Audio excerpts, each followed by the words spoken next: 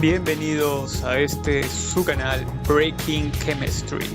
El día de hoy veremos un tema muy importante: capacidad calorífica molar a volumen constante versus capacidad calorífica molar a presión constante.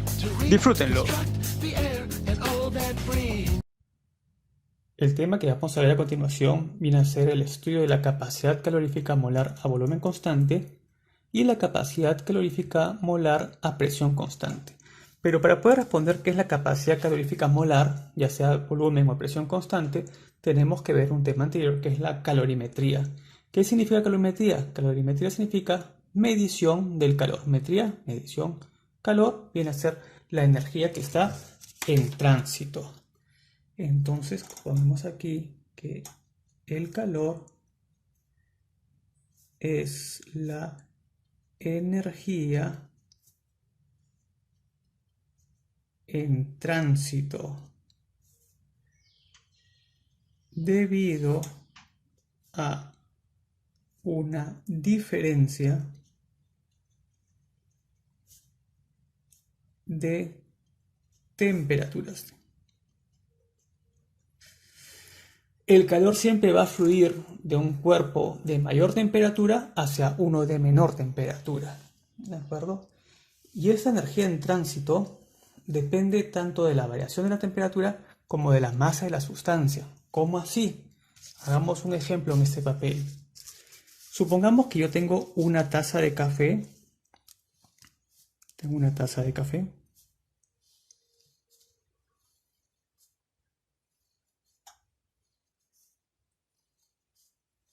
Ahí está mi tacita de café.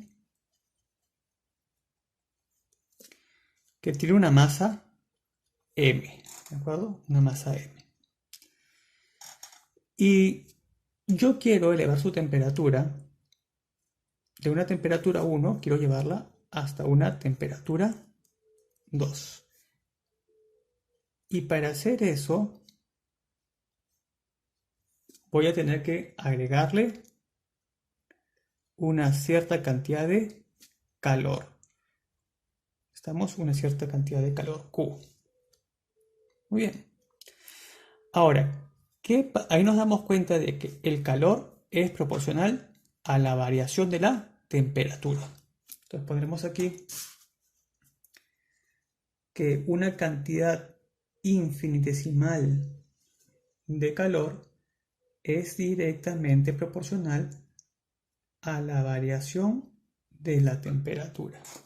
Ahora, ¿qué pasaría si es que no solo tengo una taza, sino tengo dos tazas o una taza que tenga el doble de masa de la primera? A ver, supongamos que tengo una segunda taza de café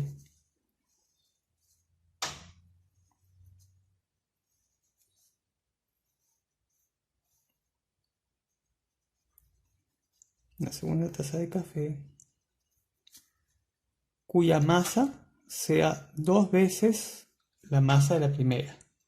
¿Sí? Ahí está el cafecito entonces. Y también quiero elevar de una temperatura T1 hacia una temperatura T2. Entonces, ¿cuánto de calor voy a requerir? Entonces, si para una masa M1 que iba a elevar temperatura de T1 a T2 necesitaba como un calor Q, para esta de aquí necesitaré un calor que va a ser, por lo tanto, 2 veces el calor en 1. ¿Estamos? Eso es Q1, entonces será 2 veces Q1. Entonces aquí nos damos cuenta que esta transferencia de calor también es directamente proporcional a la masa. Entonces nos damos cuenta de eso. Y para convertir esto en ecuación, porque hasta ahorita tenemos lo siguiente, tenemos esto, tenemos que el diferencial de calor o una cantidad infinitesimal de calor, ¿sí?, es directamente proporcional a la masa por la variación de la temperatura. Entonces, para que se convierta en una ecuación, esta expresión que está aquí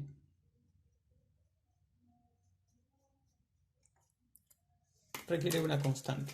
Entonces diré lo siguiente. Una cantidad infinitesimal de calor va a ser igual a C multiplicado por la masa por la variación de la temperatura. ¿Estamos? Es C minúscula. Muy bien, y esto de aquí es nuestra ecuación clásica de calorimetría, ¿de acuerdo? Donde C viene a ser lo que nosotros hemos conocido como el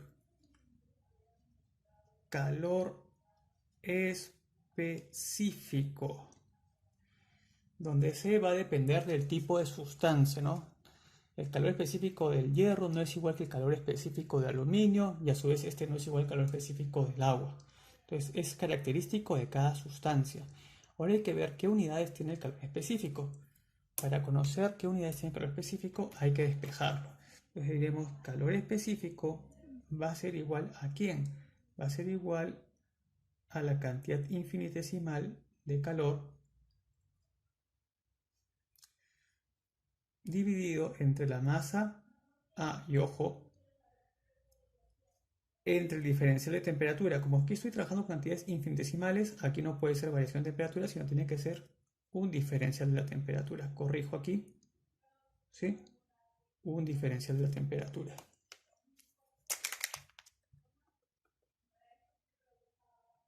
Ahorita pisé que lo corregimos. Sí, pues estoy trabajando con cantidades infinitesimales. Aquí también un cambio muy pequeño en la temperatura. Ok, veamos las unidades. ¿Qué unidades tiene? A ver, el calor tiene unidades de joules. La masa tiene unidades de kilogramos. Y la temperatura unidades de Kelvin. Entonces, estas son las unidades de calor específico. Joules, kilogramo, Kelvin.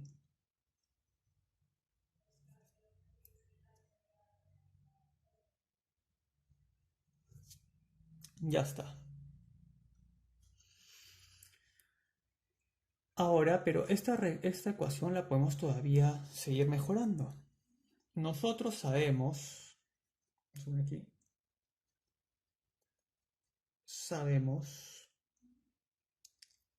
que la masa es igual a ¿qué? Al número de moles multiplicado por la masa molar. ¿Sí? Este de aquí es la masa molar, la masa de un mol de una sustancia, y n es el número de moles. Entonces, si tengo tantas moles y cada mol pesa un valor, entonces el número de moles multiplicado por la masa molar me da la masa. ¿Estamos? Muy bien, eso lo reemplazamos en esta ecuación de aquí. Y al reemplazar lo que vamos a obtener, tenemos una infinitesimal de la cantidad de calor. Va a ser igual a ¿quién?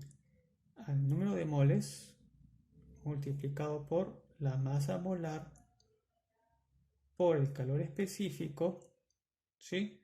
Por el diferencial de la temperatura. Hemos reemplazado la masa. Muy bien.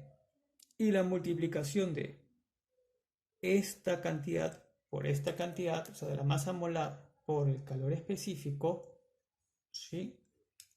Me va a dar lo siguiente.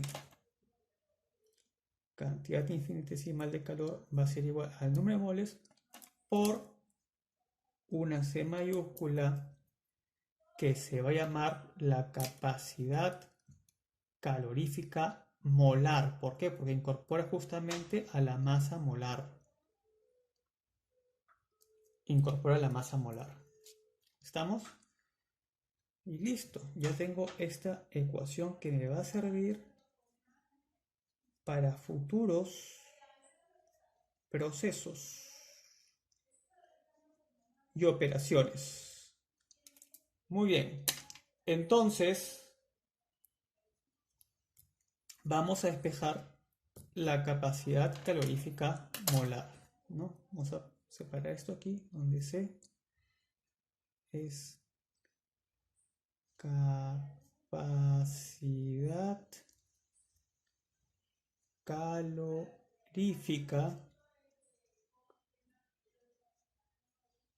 molar. Y esta capacidad calorífica molar puede ser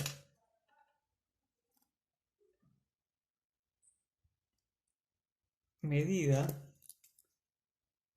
a presión constante, y se llama CP, o a volumen constante. ¿Estamos? Presión constante, o puede ser medida a volumen constante. Muy bien, ahora vamos a ver exactamente qué es la capacidad calorífica molar a volumen constante.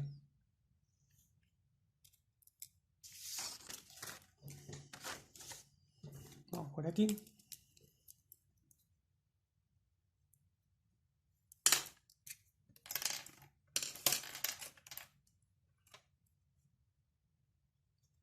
Capacidad calorífica molar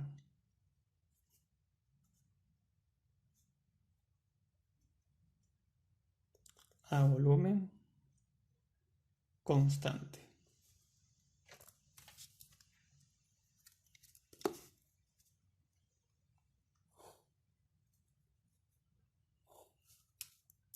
Ok.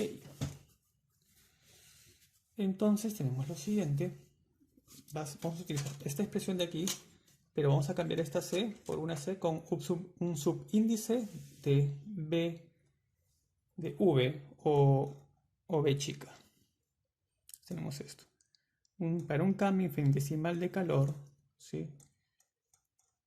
Esto va a ser igual al número de moles multiplicado por la capacidad calorífica molar a volumen constante por el diferencial de la temperatura.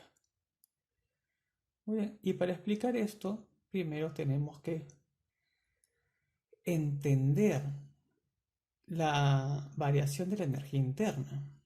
Esto es bastante interesante. Hagamos un pequeño paréntesis, entonces. Vamos a vincular la primera ley de termodinámica con esta cantidad que nosotros hemos llamado capacidad calorífica molar a volumen constante. Entonces vamos a ver qué relación hay entre este calorcito, ¿sí?, con la primera ley de termodinámica. Entonces hacemos un paréntesis. A ver acá. Voy a recordando la primera ley de termodinámica. ¿Qué me decía la primera ley de termodinámica?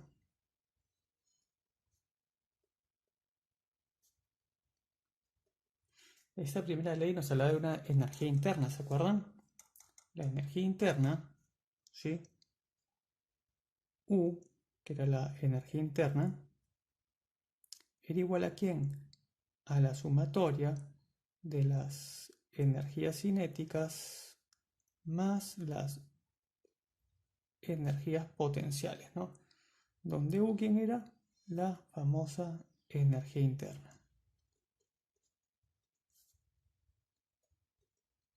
O sea, toda la energía que está almacenada dentro de un sistema. ¿Y qué era un sistema? Era una porción del espacio que se deseaba estudiar. ¿De acuerdo? Con sus límites bien definidos.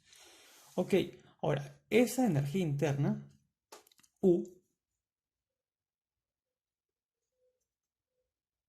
está en función de las siguientes variables de estado: del volumen y de la temperatura. También de la presión, pero si yo ya conozco dos variables de estado, la tercera variable de estado queda definida a partir de las otras dos. Por ejemplo, ¿no? Si aplicamos el pavo ratón, ¿sí? La ecuación universal de bases, pavo es igual a nRT. Si conozco, para un número de moles constante, obviamente, ¿no? Si conozco la presión y el volumen, a través de estas dos puedo inferir la tercera, que sería la temperatura, ¿sí? Si conozco ahora el volumen y la temperatura, puedo inferir ahora la presión. Entonces, basta con dos variables de estado para poder definir la tercera. Muy bien, ¿qué significa esto? Significa que la energía interna es una función bivariable, ¿no? En este caso de dos variables. Entonces tendré una gráfica espacial. ¿Cómo sería esa gráfica espacial? A ver, veamos. Vamos por aquí. Para esto, chicos, tengo que dominar bien las matemáticas. Sin matemáticas no se puede seguir avanzando en el estudio de la termodinámica y la termoquímica, obviamente. ¿Sí? Este es mi 0, 0.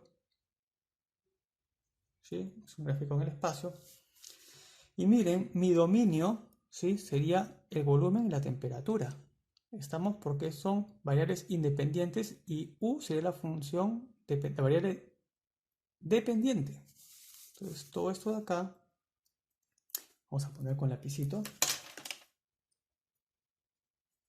¿Sí? Todo este espacio de acá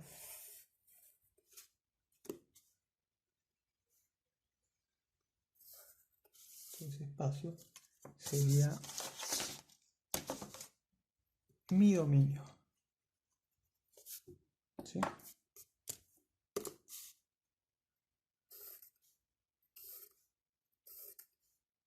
Como una grilla. ¿Se dan cuenta? Entonces, para un par ordenado de volumen y temperatura, vamos a poner aquí, esto aquí va a ser temperatura, este eje, y este eje de aquí va a ser volumen, y este de aquí va a ser la energía interna. Entonces, para cualquier par ordenado, ¿sí? Voy a tener ¿qué cosa? Un valor de la variable independiente, que es la energía, en este caso, interna. Entonces, vamos a dibujar.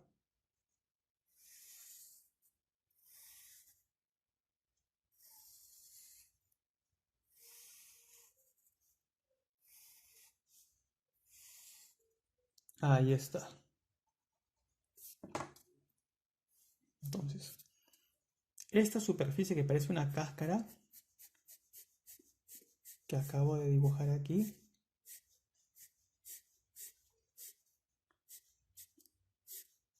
viene a ser los valores que toma la energía interna para cada par volumen temperatura. ¿Estamos? Eso quiere decir, por ejemplo, para este punto que está acá, ¿sí? Para este punto que está aquí. Analizo, esto de aquí tiene cierto volumen y cierta temperatura y se va a ver reflejado acá.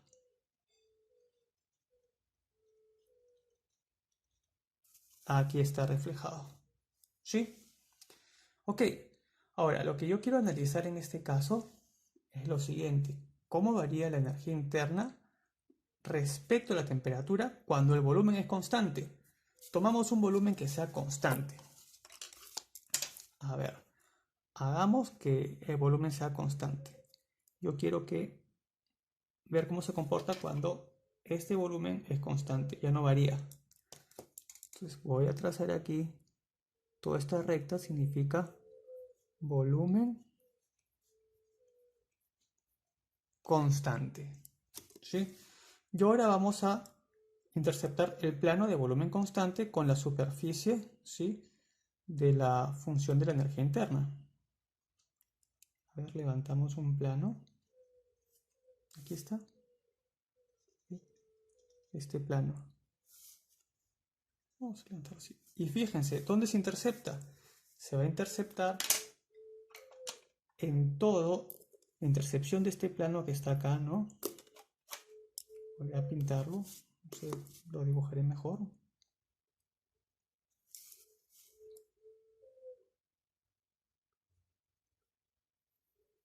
¿Dónde se intercepta? Con la película. Se intercepta en toda esta región de acá. ¿Eh? Acá se intercepta. ¿Estamos? Y fíjense, ¿quién está variando? Está variando la temperatura. ¿Sí? La temperatura está variando. ¿Sí? Cuando el volumen es constante. ¿De acuerdo? Muy bien. ¿Y cómo se expresa esto matemáticamente? Esto se expresa así. Se expresa como la derivada parcial de la energía interna respecto a la temperatura cuando el volumen es constante. Así se escribe matemáticamente. Y la variación de la energía interna, fíjense, ¿no? Cómo varía con la temperatura. Cuando el volumen es constante, a esto se le conoce termodinámicamente como la capacidad calorífica molar a volumen constante. Como ya definí de qué es volumen constante, estas diferenciales parciales se transforman a diferenciales ordinarias. Y tendré que la derivada de la energía interna respecto a la temperatura es igual a la capacidad calorífica molar a volumen constante. Muy bien. Ahora yo despejo la energía interna, ¿sí? Diferencial de la energía interna va a ser igual ¿a quién? Va a ser igual a la capacidad calorífica molar a volumen constante por el diferencial de temperatura.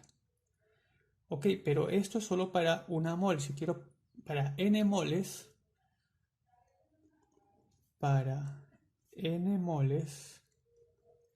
esto de aquí se va a transformar en diferencial de energía interna es igual a n moles multiplicado por la capacidad calorífica molar a volumen constante por el diferencial de la temperatura.